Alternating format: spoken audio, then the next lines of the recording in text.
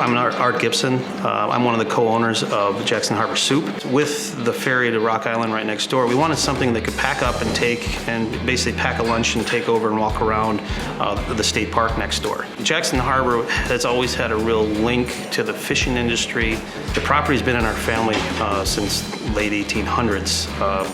It was a lumber mill. This building was a net shed that my grandfather used to string fishing nets in. Though we're soup and sandwiches, a lot of the nautical effort just to kind of feature, what makes Jackson Harbor special.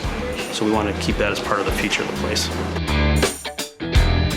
So we have 3 soups that we run every day. The Grammy's potato, the beer cheese soup, and then we have French onion soup. Cubano, so our sister Becca, so she worked in Miami for a big chunk of time, and obviously down there's quite a Cuban influence, and their sandwiches, the Cubano is well known, or the Cuban sandwich, but people come here and say this is the best Cubano I've ever had.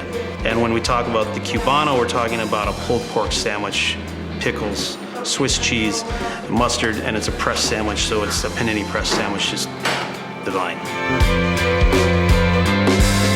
So the other one that we'll talk about here is the wreck of the Iris. So Washington Island has a lot of shipwrecks around it. One happens to be right out front of our place, the Iris. It was a schooner, they ran aground. This sandwich is a tribute to that schooner. And the whole idea was we put it together as a barbecued pork sandwich, kind of run aground in a pool of barbecue sauce, the same way that the schooner ran aground out front. The last thing that kind of a feature in our menu is what we call the welcome basket. And where does the name come from? So the welcome was a fish tug that was built on this location by our grandfather.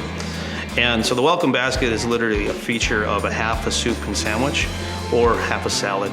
And it's a combination of just about anything we have on the menu.